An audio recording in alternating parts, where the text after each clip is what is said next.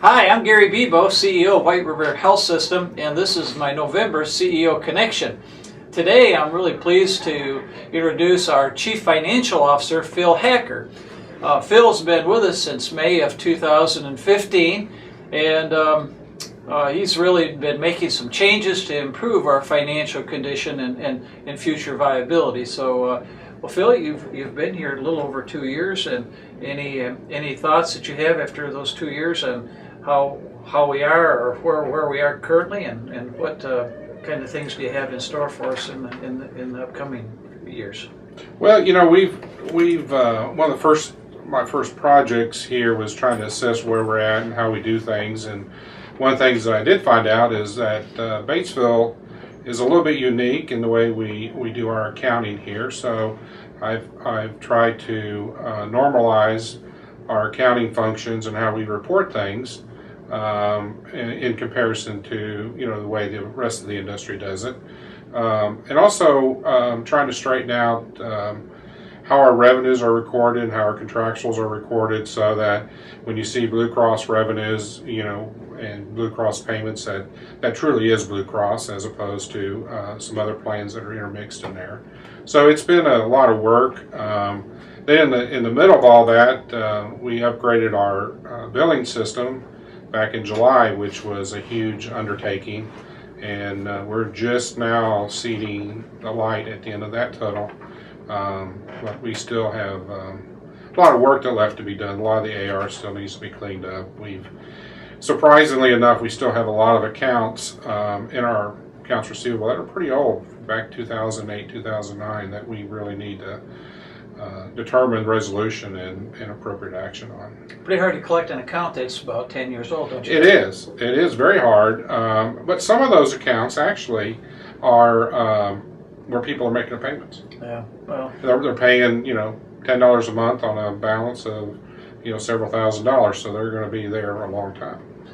So many challenges right now in insurances and getting paid the amount of monies that we deserve. It takes a lot of effort in the CDI department and case management and the patient accounting folks, and I know you've really been working hard in those areas as well. It's been a team approach. The CDI is clinical documentation improvement, and this hospital actually has been on the cutting edge for a long time on that. We were very forward thinking long before I got started here.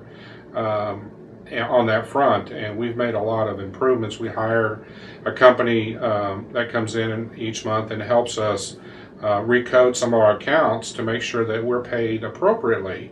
It's not that we are playing games with the coding. It's just that we want to make sure that what we're paid for is for the services that we provide, and nothing more and nothing less.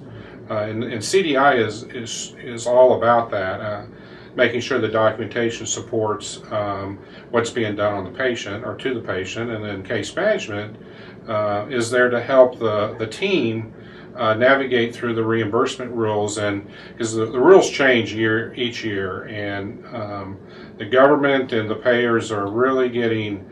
It's almost like you play a game, and they change the rules on you halfway through the game, and case management has to keep up with that and make sure that we follow the rules so that we make sure that we get paid.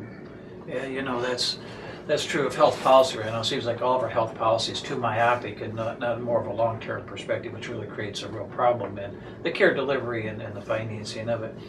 I think that you'd agree that the future in insurance, Medicare, and Medicaid is that we're going to get paid less in the future, in that we're going to have to figure out a better way to, first of all, collect every penny that we have legitimate right to, but also how do we operate this institution with less cost and more efficiency, and those are real challenges for us in the years to come. Yeah, it is. We are struggling, as all hospitals do, is as they change the rules, and the rules are that they're changing is, in the olden days, a patient is admitted to the hospital, a physician does everything they can, take care of every illness, everything that they can to the patient while they're an inpatient, and we used to get paid for that. In today's environment, they only want to pay for the main reason for the patient to be admitted. So if a patient's admitted for wound debridement,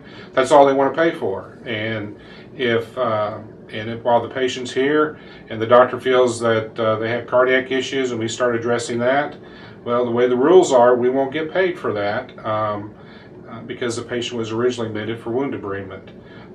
So it's figuring out how to treat the patient in such a way that we take care of the patient. Because the bottom line is we're here to take care of patients, but we have to prioritize what we do and how we do it, and in what setting we do it in. Because it's inconvenient sometimes for both the doctor and the patient, but the bottom line is sometimes we have to discharge that patient, bring him back as an outpatient in order for the treatment to be reimbursed. Yeah, it's a crazy system right now in so many ways.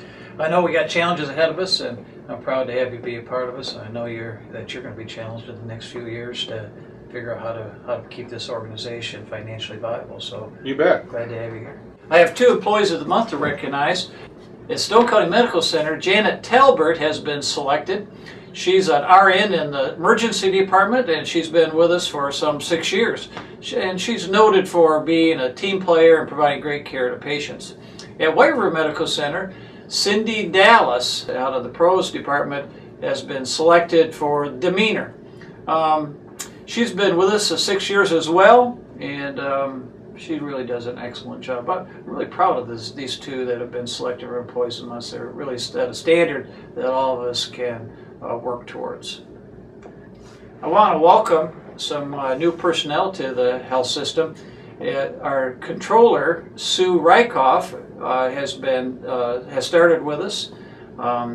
Sue comes from the Houston, Texas area with a lot of experience in hospital finance. Shelley Mosier has been selected as a clinic director as part of the Physician Services Division. And Jennifer Standage has been recently promoted to Case Management Director. So if you see Sue and Shelley and Jennifer, please be sure to recognize them and thank them for their new leadership positions.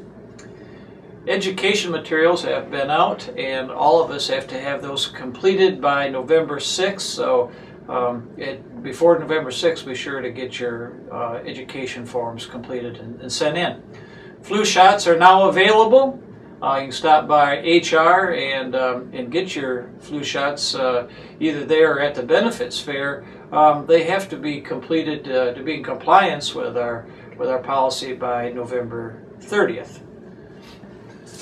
Recently, Greg Mosier sent out a global email announcing our Employee Cost Reduction Reward Program. The program, in summary, is to get as many great ideas as we can from our staff on how we can operate the facility with less costs. And so, based upon the suggestion and acceptance and to implement, employees can receive a significant financial reward. So what I'm hoping that you'll do is I'm eager to get your feedback, and that we can become more cost efficient in one sense, and also it's an opportunity for you to earn an award for your ideas. So please take some time and give us some thoughts.